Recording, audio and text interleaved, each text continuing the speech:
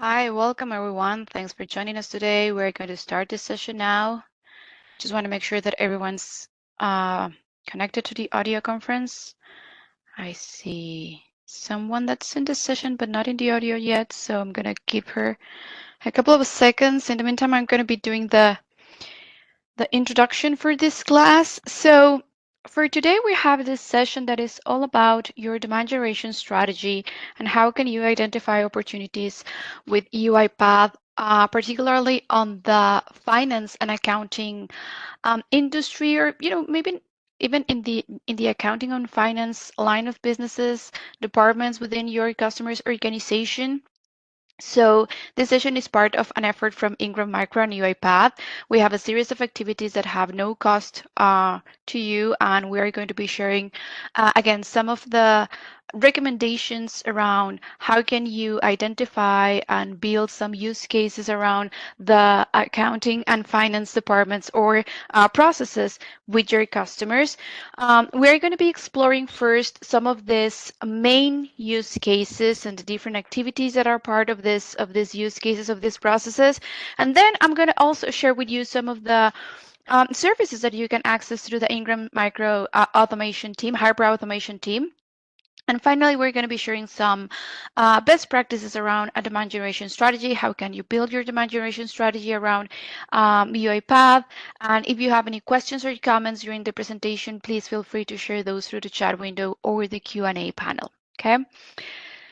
So we have a number of use cases and a number of success stories around automation in the sales and the accounting industry. And as I mentioned, not only in the finance as a vertical, as an industry, but also within the different organizations, in the different departments, finance departments and accounting departments, you're going to see that the processes are the same no matter the industry. So you just need to look for those processes within your customer's organization.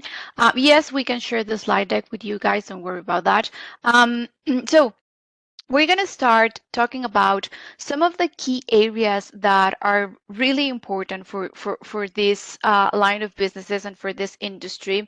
So anything that has to do with all the invoicing part, the cash application, the cash flow, the logistics, how can we process automatically and more intelligently all the information around customers, partners, the supply chain, how can we process the payments, and all that stuff that usually requires a lot of information.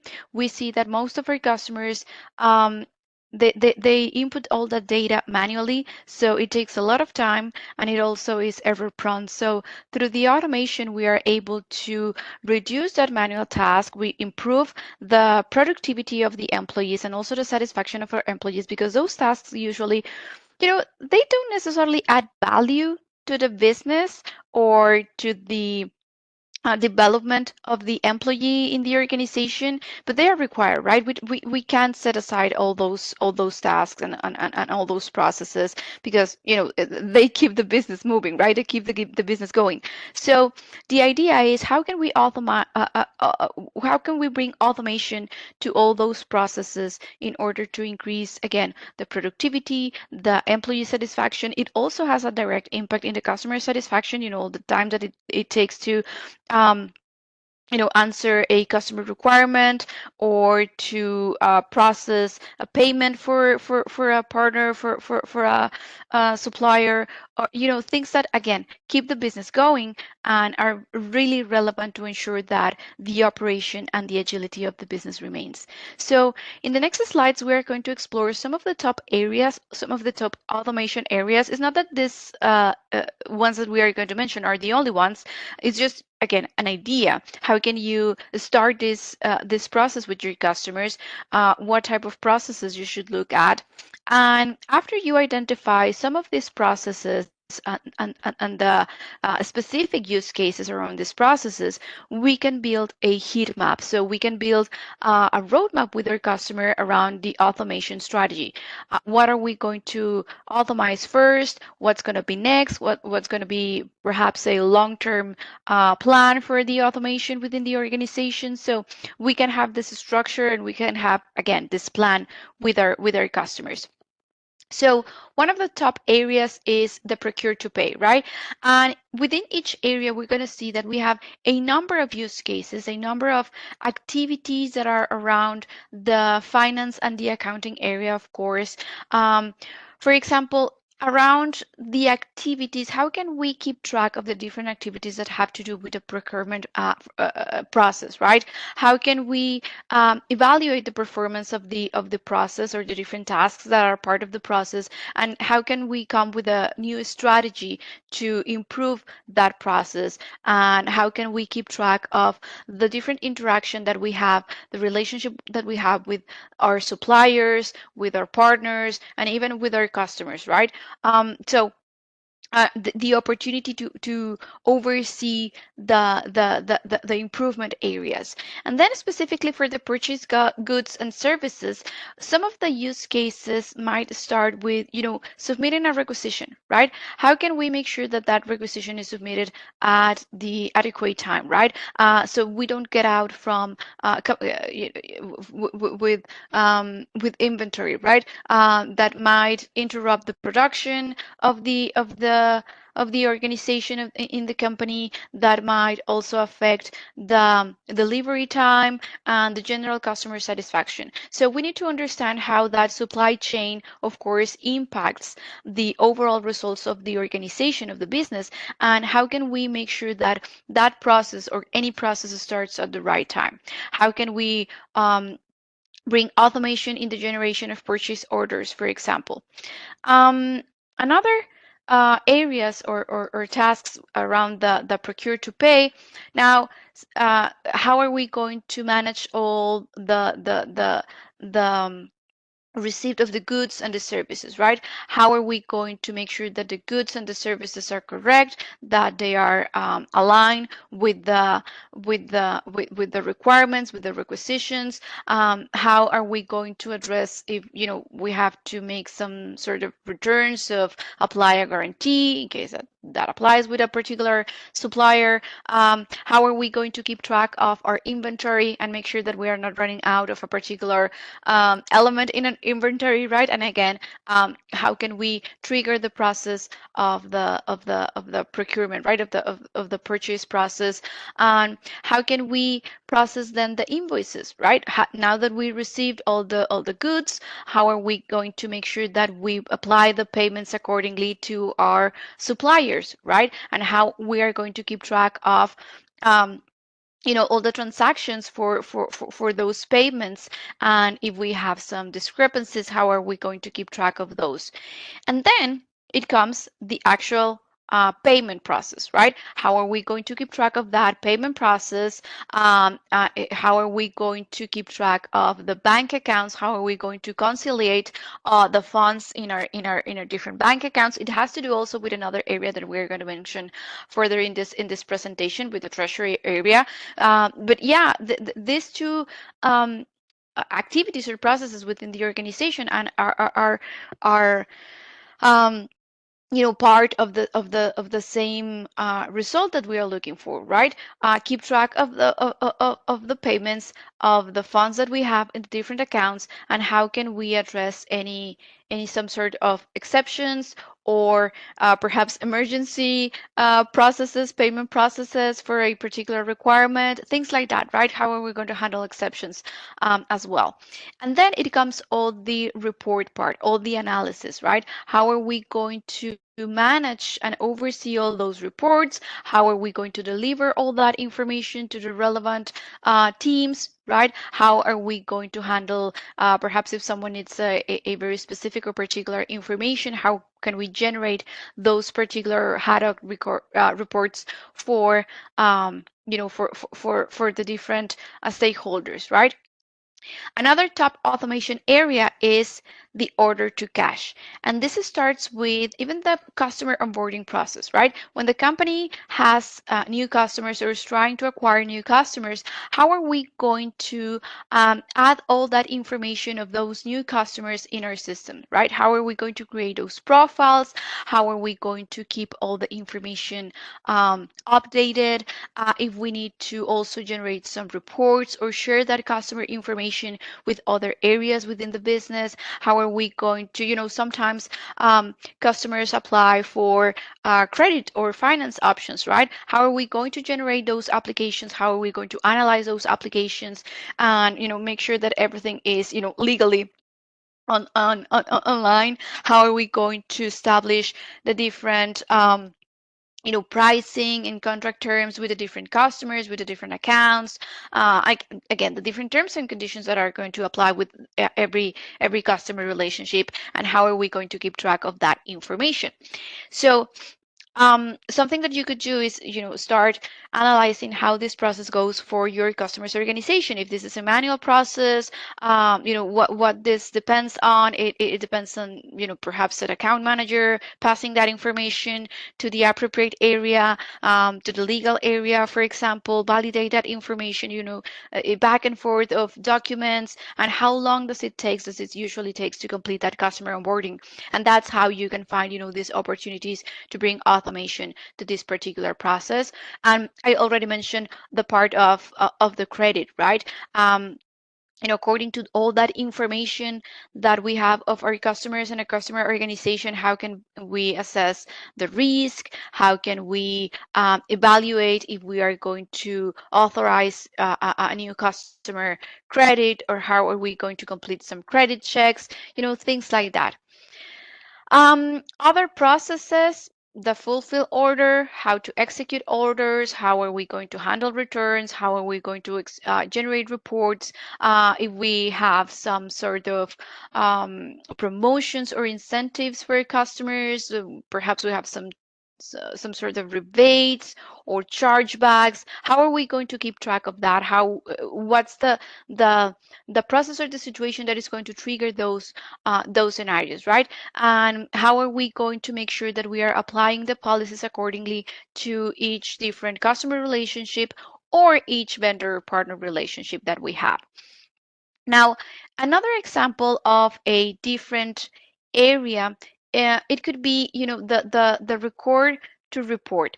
So in this area, some of the use cases that might arise are around the planning around the budget. How can we forecast the demands in terms of inventory, for example, in terms of human resources, and other resources that might be critical for the business agility, for the operation of the business, and how can be planned accordingly, right? How are we going to perform all the cost management, and how are we going to evaluate the performance, the overall financial performance of the organization? What pieces of information do we need for that? The interaction with different teams within the organization, and how are we going to perform that general reporting accordingly?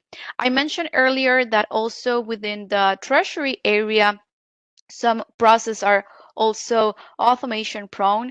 We mentioned an example of, how are we going to keep track of and conciliate the information of different bank accounts, for example. In this case, we have two areas: manage the treasury process and procedures, and manage cash. So how are we going to apply all the governance policies accordingly? If we need to establish and share those policies with the organization, with other areas of the organization, how are we going to monitor and audit those processes? And how are we going to manage the different transactions, the payments, all our responsibilities that we have with our different suppliers and vendors, with our employees, with the general ecosystem of the organization, of the business? How are we going to oversee different fund transfers, different payments? How are we going to develop those cash flow forecasts and analyze for example, some fees that different finance organizations apply to the services that they are providing to the organization. How are we going to manage the risk as well? Right? Not only executing the transactions, but keep track of those transactions, making sure that we don't have any some sort of errors, that everything is according to what we have in our invoice management, in our invoice system, that according to what the business is expecting to receive and in the next period. And all of these processes usually require a number of people interacting with different tools, with different systems within the organization. Adding all this information manually. This information might come from different formats, different types of formats that customers and suppliers and our organization as well are working in a different way. So conciliate all that information might be difficult for most of our customers. So again, remember that these areas are not exclusive of the finance and accounting industry, but any finance area within any organization has this type of processes. So once you identified the top processes, the main business use cases, the next step is build your heat map. So we have in this, just again, this is just an example. Remember, by the way, that we're going to be sharing with you the slide deck. So we have these top areas, right? And within these top areas or processes, we have a number of tasks that we can automate, right? So the idea is that you identify, you and your customers, you identify the high automation potential, the processes that have the highest automation potential, the medium automation potential, and the low automation potential. So the idea is that we can build a strategy around which process are we going to start with which process we are going to start the automation first, right? So the idea is that not only choose the processes that have this high automation potential, but that also are going to be capable to bring quick wins to our customers organization, right? That we are going to be able to achieve results faster. So we can have, again, these quick wins that it's going to motivate our customers, the different teams, when we are realizing the results, when we are achieving the different goals, and we can keep, we can continue with the next process, and then we move to the medium automation potential. So this way you can build a roadmap with your customers, right? What we are going to do first, what are we going to do next in the next quarter, for the next semester, for the next year. So you're making not only a long-term plan with your customer, but also you are putting roadblocks in the way for your competitors, right? Since you have a plan, since we already have this plan in progress with the customer, with the organization, we have all this organized, and we are demonstrating the value for our customers organization. So it is going to be more difficult for our competitor to land on that account. So now I'm going to share with you a couple of examples, a couple of success stories around, some of the processes that we just mentioned in the previous section. So for example, in just the creating sales order process, for this customer, we achieve a reduction in 90% of the processing time. It was 100% automated, this process, so the error rate is practically zero, right? So the challenge started when the employees had to manually retrieve all the sales orders information from their clients through a client's portal. So again, they require to put all this information manually in the ERIP and then share this information with multiple applications.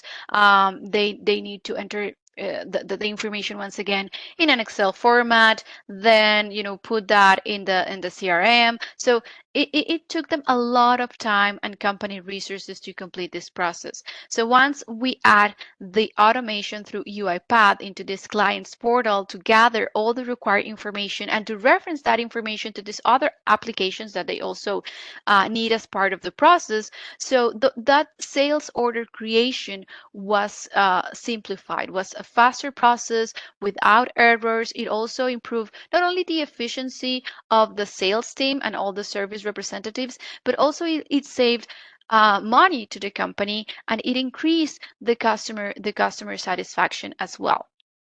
Another example here for daily bank reconciliation information. So another example of how the automation reduced the processing time in 95%. The implementation for the entire system, all the different proof process, all the adjustments. This was in about 10 weeks, and the return of investment was achieved in only 3 months for this customer.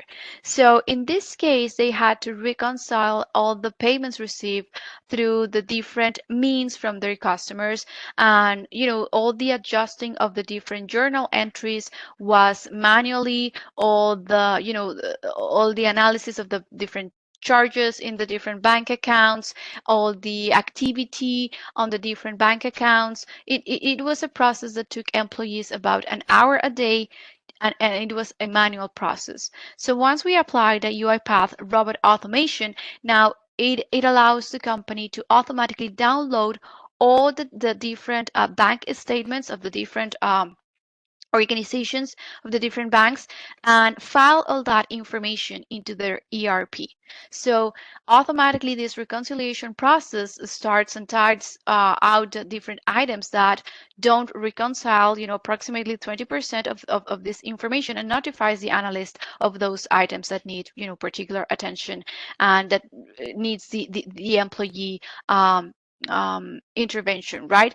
So again, the implementation was very fast, and compared with the ROI, in just 3 months, the customer achieved the return of the investment, and they reduced the amount of manual labor and the amount of processing time, the manual effort, and was reduced, and the employee satisfaction was increased. So what I'm going to do now is that I'm going to share with you a video with an example of how this automation process looks like in a finance area, in the finance industry. So let me just change my audio here, and then I'm going to start sharing my screen with this video.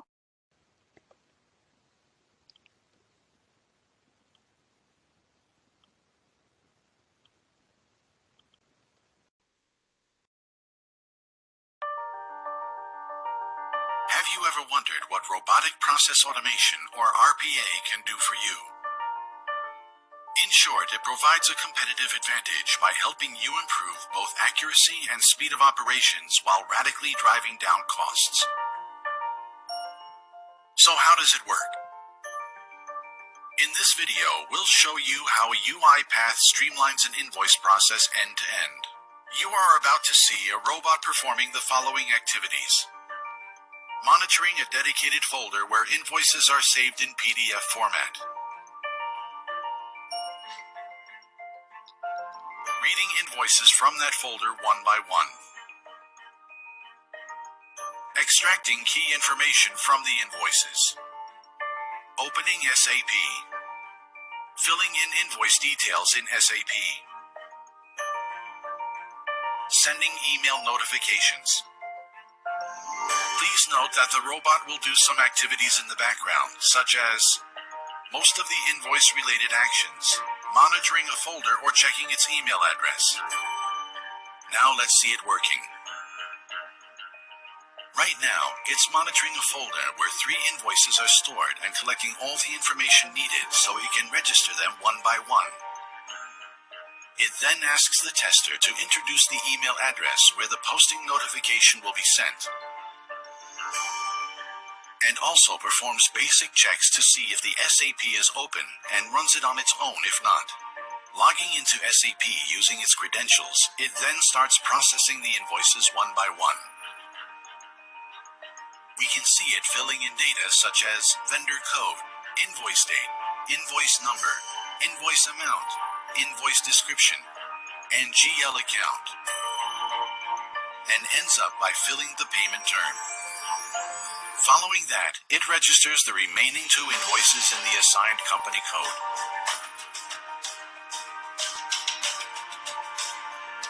An email email containing the SAP registration number is sent automatically by the robot after successfully registering each invoice.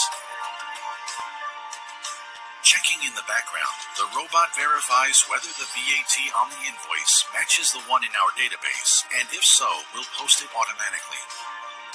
Otherwise, it will park it and send a dedicated email to the responsible person highlighting this difference and asking what to do. Post the invoice or to cancel it and send it back to the vendor. All the invoice's details are visible in the email it sends, so let's reply with yes to the message for an invoice with a VAT difference. Finally, it will check its email address in the background, access SAP using the appropriate transaction code, and post the invoice.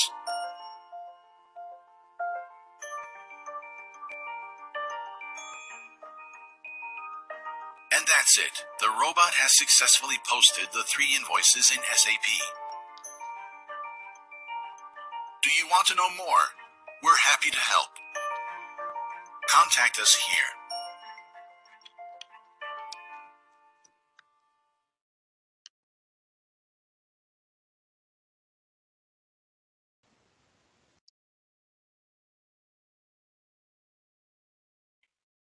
Okay, so what we're going to do next is talk about the added value that Ingram Micro has for all the UiPath partners that are, that have opportunities around automation, and what services and all the support and the professional services that you can receive from the Ingram Micro side, right? So what's the value for you in this business relationship with UiPath through Ingram Micro? So the idea is that we can provide you and all our partners with different services along the business life cycle with your customers. Like, for example, starting with training services, right? What if you right now you don't have a team that has all this expertise and knowledge around the automation processes and the automation opportunities? So we can assist you through these hyperautomation professional services, starting with the all the expertise that our team members of this hyperautomation team have. You can also reduce the staff costs, eliminate the need to hire an automation expert, for example, or while your team starts, building their automation practice, you don't need to let go some opportunities with your customers just because you don't have that expertise or that experience. You can start working with the hyperautomation Ingram Micro team. They are going to be able to assist you again in all the process, the opportunities that you have with your customers, starting from identifying, the potential of automation for a particular process, a particular use case, all the way through the life cycle of that opportunity. It's going to help you to identify more opportunities within your customer's organization. You're going to be able to access our specialists, our SMEs, to validate your designs or your proposals for your customers. And your organization has the ability to scale and to increase your all your expertise and your abilities around the automation opportunities through the services of the hyperautomation team in Ingram Micro. So the idea is that you can have access to a list of customized SKUs, and you can assign any number of services that you need around a particular opportunity from the hyperautomation team. So you're not only, increasing the number of opportunities that you can develop around automation, around the UiPath solutions, but also you can increase the value of each of those opportunities. As I mentioned, the hyperautomation team is there for you every step of the way, starting from the discovery process. Be part of your discovery process, identifying business opportunities with your customers, develop the strategy for that customer. Of course, in the implementation, in the maintenance, or even in the end-to-end process with the customer, right? So through the different activities and the different stages of that business relationship with your customers, you can you can access the services and the expertise of the Hyperautomation team, and you can add any number of services that you need throughout that life cycle of that opportunity, right? So you can access the different SKUs, the different services, the approach of those different services, and have this support from the team, and don't miss any opportunity just because you don't have perhaps the expertise, the abilities, or even the tools right now to develop that opportunity with your customers. Just get in touch with the Hyperautomation team. I'm going to share with you the link on the chat window. If you need more information, if you need to contact the experts, you can access all the info that you need and the different resources through the link that you have on the chat window. You can also scan the QR code, and that's the way you can access all the resources and services that Ingram Micro has for you and your organization. Now, in the next part, in the next section of this session, we are going to talk about how you can build a demand generation strategy.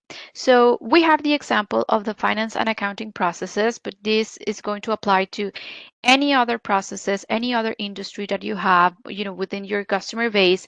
And the idea is that you can use different resources and activities to build your demand generation strategy. So we're going to start with some recommendations if you want to work with online events or workshops or webinars. So some recommendations before, during, and after the event. And in these recommendations, we are also going to mention things like emails campaign or calls campaign, outcall campaigns. So we are also going to consider those type of resources and activities for the demand generation strategy. So for an online event, some of the best practices and recommendations before the event, everything starts with choosing a topic, right, that is going to be relevant or is going to be of interest of most of your audience. So if most of your customers are in the finance industry, of course, the idea is that you choose a topic that is going to be relevant for those customers. But what if you have, a customer base that is mixed, right? You have finance, perhaps you have manufacturing, you have insurance, you have customers from different healthcare, for example, from different industries. So try to choose a topic that considers a process that is common for all those customers or most of your customers. That way you can have a rich audience, a considerable number of attendees on your event. So the idea is choose that topic accordingly and invite your customers at least 10 days before the session, right? That way they have the chance to add the event to their agendas, to their calendars, send reminders, and if possible, call the participants to attend.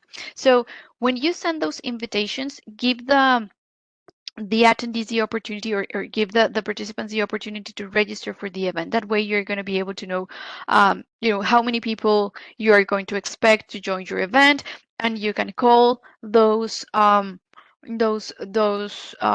attendees before the event and make sure that they assist to the session. Of course, the speaker that you choose for that event is very important. If you're going to perform a session that is going to be more business oriented, try not to take the conversation to the technical part, because you're going to lose your audience, right? If your audience is non-technical audience, you need to keep the conversation and the language to the level that your audience is expecting, right? If you are if you want to deliver a session that is going to be more technical, then of course the speaker must be technical, right? So the idea is that you keep the message, that you keep the level accordingly to the objectives of that session. And all the materials that you use for the session, starting from the emails that you're going to send, for the invitations and the presentations and all the materials that you're going to use for that event, they need to be visually appealing. So the idea is that use the colors and the graphics that allow your customers or your potential customers to identify your brand and UiPath's brand clearly, right? So the very moment that they receive your first email, they know that this is about you and this is about your company, or this has to do with your company, and this is about UiPath, and this is about automation, right?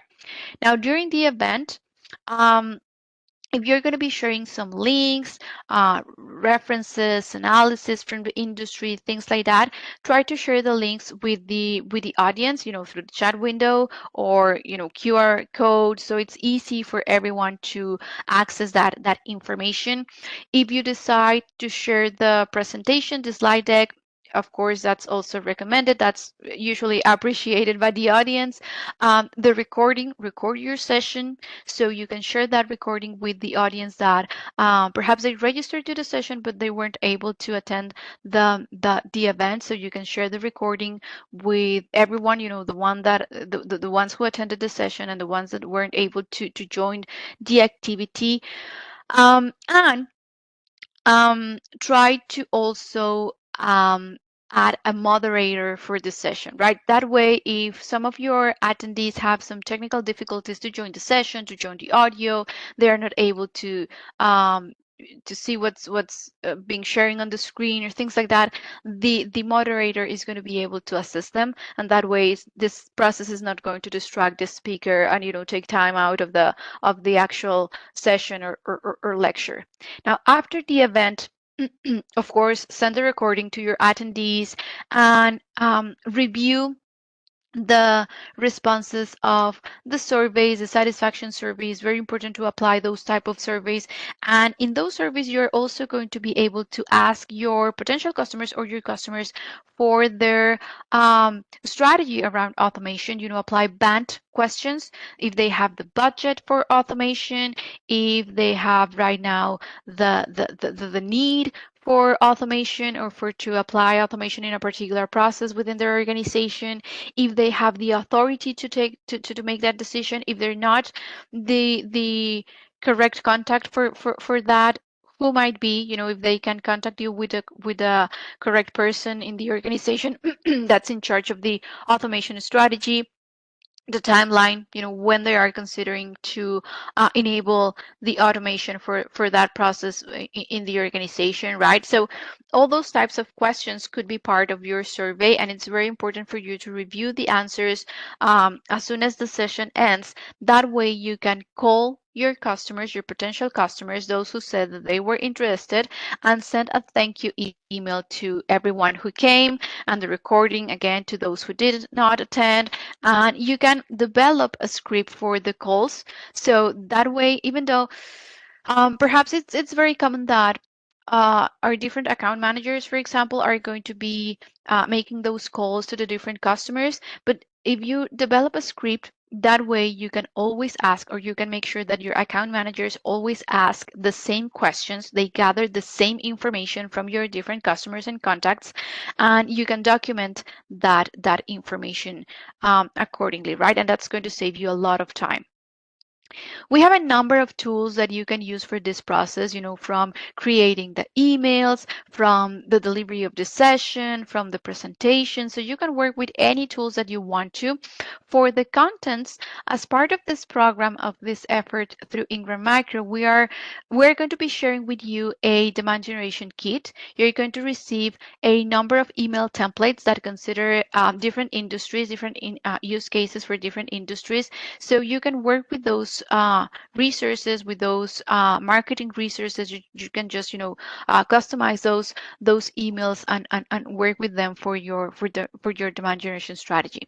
So again, if you decide to go for just an email marketing campaign, not necessarily around an online event or a webinar, but for an email marketing campaign, as we already mentioned, the graphic image needs to be very appealing to your customers, should be aligned to the campaign image, should be consistent, throughout the different messages and emails that you're going to be sharing with your customers.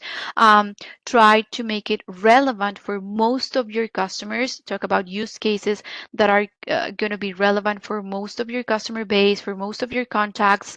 And use automation tools. Of course, we are talking about automation, so we need to consider that in our process as well.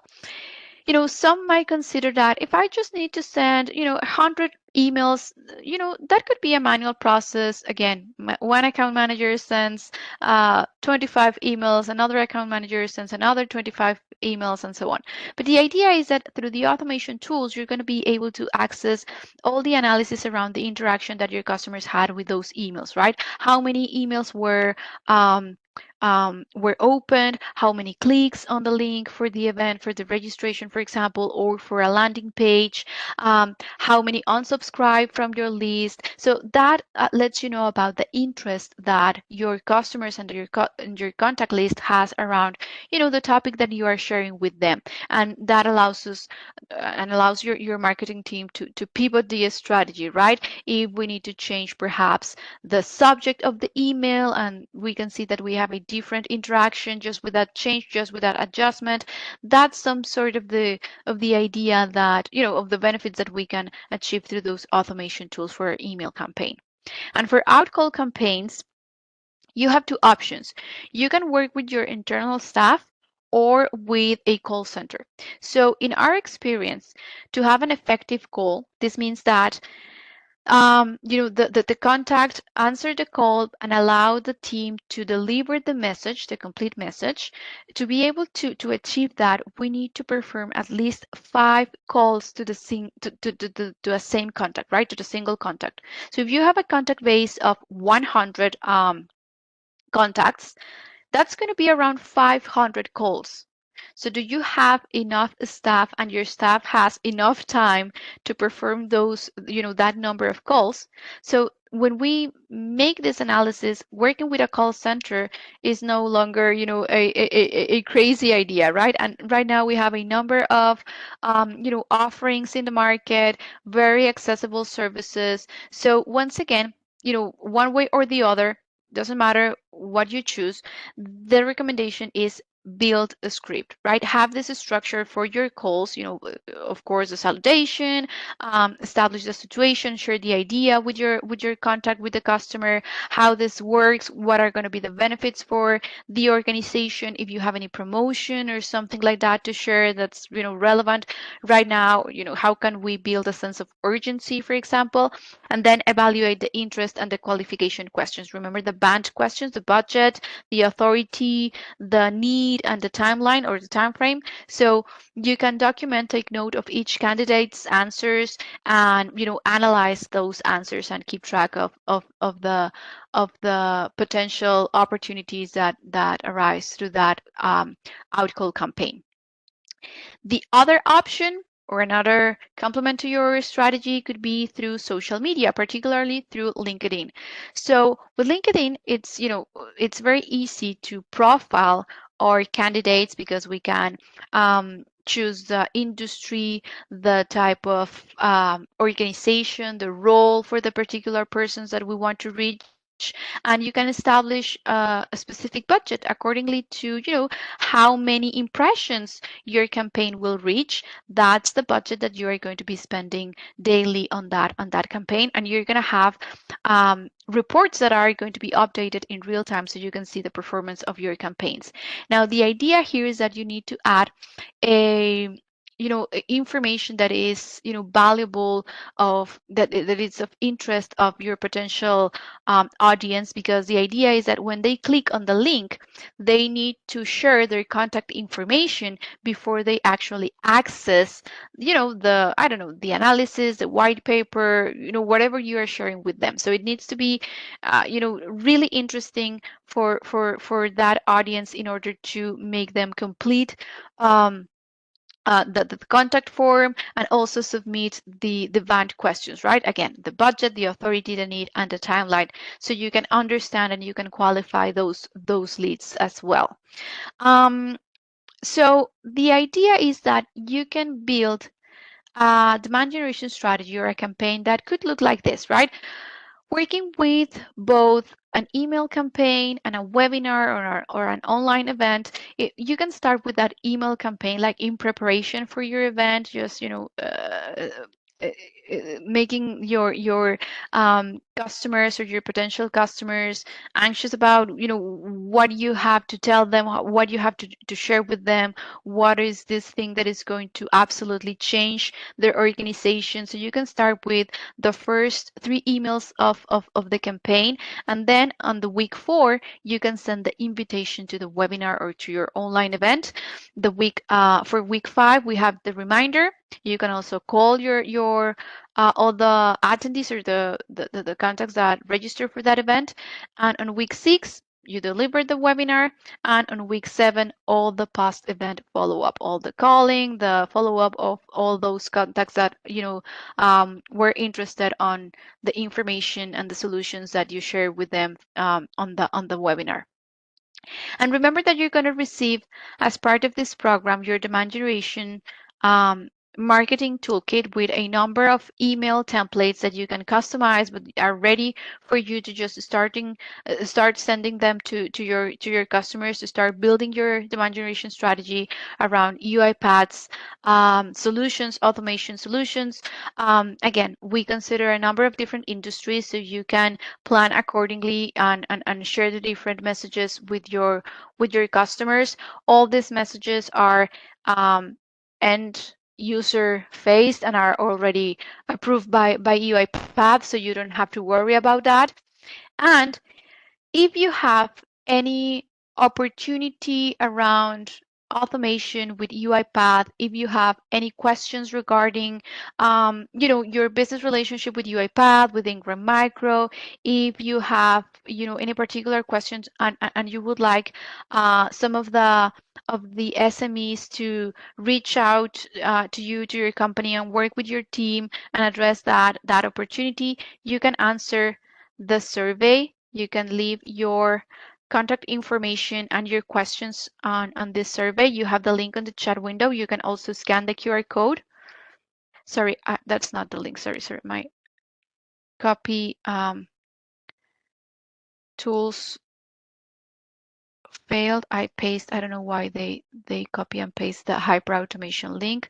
So I'm going to try once again. Copy. There you go. Now we have the correct link. So in the chat window, we have the link to the survey. You can also scan the QR code and let us know how we can assist you with your automation opportunities. How can we also improve all the services and sessions and all the activities that we have for you as an Ingram Micro partner for your UiPath strategy. So once you complete that survey, that will be it. This is what we had to share with you today for this presentation, for this session. So thanks for joining us. Thanks for making time for us in your agenda. And don't forget to answer the survey. Thank you.